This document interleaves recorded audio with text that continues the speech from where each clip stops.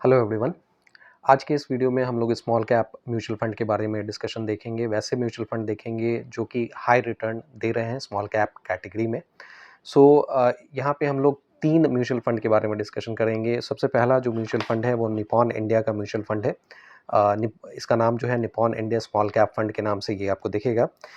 इसकी 1 यूनिट की कीमत अगर आप देखेंगे तो 195.5 रुपीज़ देखने को मिल रहा है। और इसके रिटर्न के रिस्पेक्ट में अगर हम लोग देखें तो सीएजीआर रिटर्न पिछले 3 साल का एवरेज रिटर्न जो है वो 28.56% है। और अगर हम 5 साल का एवरेज रिटर्न देखें तो 38.24% है। तो अगर 5 साल के एवरेज रिटर्न के हिसाब से देखेंगे तो रूल ऑफ 72 अगर आप लगा लें तो रूल ऑफ 72 के हिसाब से 72 डिवाइडेड बाय 38 भी अगर आप करते हैं तो ये बता रहा है कि लेस देन 2 ईयर्स में इसने इन्वेस्टर्स के पैसे जो हैं वो डबल किए हैं। तो ये जो हिस्टोरिकल रिटर्न है वो हमें ये रिकमेंड कर रहा है कि लेस देन 2 ईयर्स में इस पर्टिकुलर फंड ने Nippon India small cap fund ने इन्वेस्टर्स के पैसे जो हैं वो डबल किए हैं। बाय द वे यहाँ पे एक डिस्क्लेमर ज़रूर है कि यहाँ पे जो भी हम लोग डिस्कशन कर रहे हैं वो प्योरली एजुकेशनल पर्पस के लिए है। ये कोई भी बाइंग या सेलिंग रिकमेंडेशन नहीं है। तो purely educational and entertainment purpose से आप इसको देखें और आप अपने इन्वेस्टमेंट जर्नी में इसको आप इस्तेमाल करें।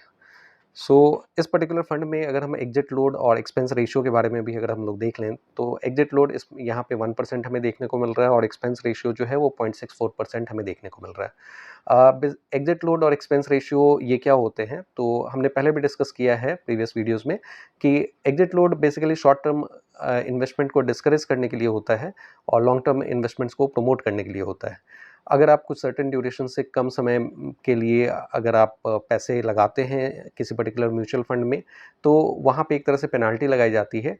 और ये पेनाल्टी अलग-अलग म्यूचुअल फंड में अलग-अलग हो सकता है, जैसा कि इस पर्टिकुलर केस में हम लोग देख रहे हैं कि 1% का एग्जिट लोड है।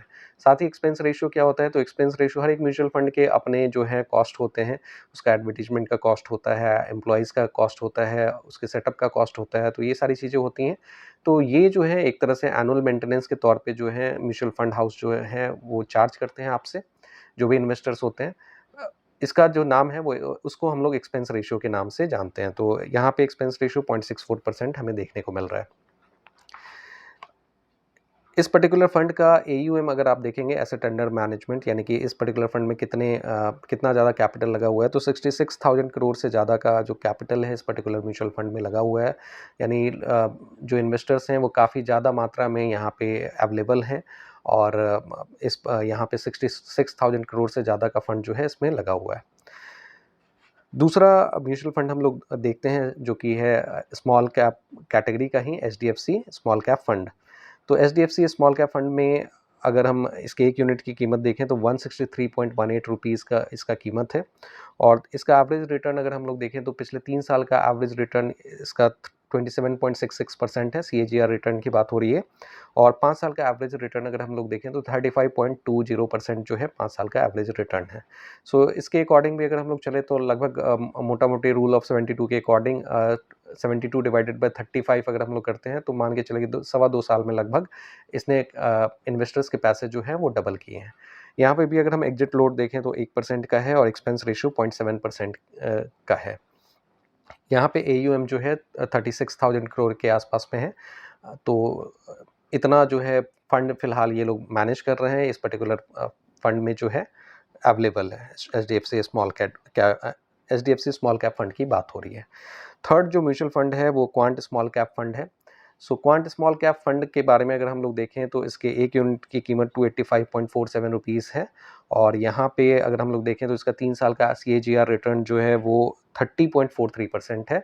और 5 साल का एवरेज रिटर्न सीएजीआर रिटर्न देखें तो ये 44% है। तो ये काफ़ी हाई रिटर्न फ़िलहाल हमें देखने को मिल रहा है और इसके हिसाब से अगर देखें तो लगभग 1.5 साल में इसने इन्वेस्टर्स के पैसे जो हैं वो डबल किए हैं। यहाँ पे हमें एटलीस्ट ये पता चल रहा है। इसमें एग्जिट लोड 1% है, एक्सपेंस रेशियो की बात करें तो 0.66% है। यहाँ पे एयूएम जो है वो लगभग 30,000 करोड़ के आसपास में है। तो ये स्मॉल कैप कैटेगरी के कुछ हाई रिटर्न देने वाले म्यूचुअल फंड का डिस्कशन हमने किया है। और इसमें अगर आप 5 साल के एवरेज रिटर्न के हिसाब से देखें तो सबसे ज़्यादा रिटर्न देने वाला जो स्मॉल कैप कैटेगरी का म्यूचुअल फंड है वो क्वांट स्मॉल कैप फंड है। और इसके बाद में अगर आप देखेंगे तो निपॉन इंडिया का स्मॉल कैप फंड है, और उसके बाद में अगर आप देखेंगे तो HDFC स्मॉल कैप फंड है। सो 5 साल के एवरेज रिटर्न के हिसाब से देखें तो क्वांट स्मॉल कैप फंड में इनसेन रिटर्न फिलहाल देखने को मिल रहा है 44%। हालांकि ये सारे जो है ये हिस्टोरिकल रिटर्न्स हैं, और म्यूचुअल फंड इंडस्ट्री में ये मेंशन किया जाता है कि हिस्टोरिकल रिटर्न या पास्ट परफॉर्मेंस जो होता है वो फ्यूचर परफॉर्मेंस की गारंटी नहीं होती है। लेकिन चूँकि हम लोग म्यूचुअल फंड की बात करते हैं, तो mutual fund bye it's nature जो होता है, आप ये समझें कि यहाँ पे ये तो वेरी रिस्की कैटेगरी में आते ही हैं, लेकिन चूँकि एक्सपर्ट फंड मैनेजर यहाँ पे होते हैं, तो आप ये समझ, और प्लस डाइवर्सिफिकेशन भी यहाँ पे ठीक-ठाक सा होता है।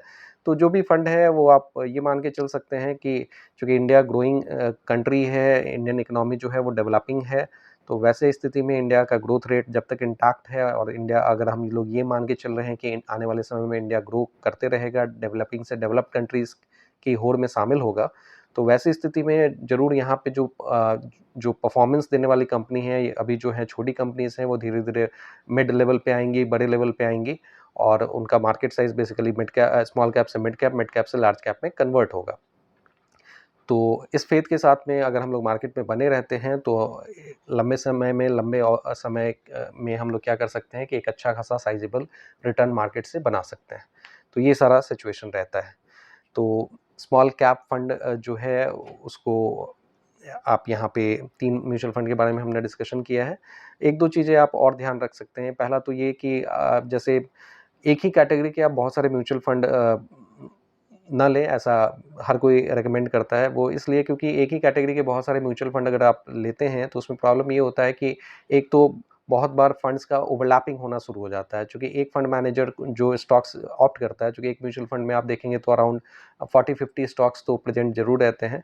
तो वैसे सिचुएशन में एक पर्टिकुलर फंड में जो स्टॉक्स होते हैं और दूसरे पर्टिकुलर म्यूचुअल फंड में जो स्टॉक्स होते हैं, तो उसमें बहुत सारे कॉमन या सिमिलैरिटीज़ देखने को मिल जाता है। तो एक ही कैटेगरी के बहुत सारे म्यूचुअल फंड लेके चलने पे बहुत ज़्यादा एक तरह से आप प्रॉपर डाइवर्सिफिकेशन नहीं कर पाएँगे, तो इन चीज़ों का ज़रूर आप ध्यान में रखें। सो जो आपका एलोकेशन होना चाहिए वो हर तरह की कैटेगरी में आप लेके चलें, वो बेहतर एक तरह से डाइवर्सिफिकेशन माना जाता है। और मार्केट जब टूटता है, मार्केट जब नेगेटिव सेंटिमेंट्स के दौर से गुजरता है, तो वैसी स्थिति में आपका जो ओवरऑल पोर्टफोलियो होता है वो हेवीली इम्पैक्टेड नहीं होता है। Small cap fund, mutual funds जो होते हैं बाय इट्स नेचर बहुत ज़्यादा रिस्की कंसीडर किए जाते हैं। आप किसी भी रिस्कोमीटर पे देखेंगे तो ये वेरी रिस्की कैटेगरी में रखे जाते हैं। तो इन चीज़ों का आप ज़रूर ध्यान में रखेंगे। और दूसरा जो इम्पोर्टेंट एस्पेक्ट है इसका कि चूँकि आप म्यूचुअल फंड में इन्वेस्ट कर रहे हैं और ख़ासकर स्मॉल कैप म्यूचुअल फंड में इन्वेस्ट कर रहे हैं, तो आप एक लंबी अवधि का नज़रिया लेते हुए अगर आप इन्वेस्टमेंट करते हैं और पर्टिकुलर फंड में बने रहते हैं, तो आपको एक बढ़िया-सा गेन जो है आपको देखने को मिल जाएगा, और कंपाउंडिंग वर्क करते हुए आपके फंड पे नज़र आएगा। तो अभी के लिए इतना ही। अगर आपको लगता है कि इस वीडियो से आपको कुछ वैल्यू मिला है, तो इसको लाइक करें, इस चैनल को सब्सक्राइब करें। आपके अगर कुछ क्वेरीज़ हैं तो नीचे कमेंट बॉक्स में ज़रूर मेंशन करें। और आपके अगर लगता है कि कुछ पर्टिकुलर फंड्स यहाँ पे और होने चाहिए थे, तो आप उनका जो नाम है वो नीचे मेंशन कर सकते हैं, औरों को भी इससे बेनिफिट ज़रूर मिलेगा। So thank you very much for your participation.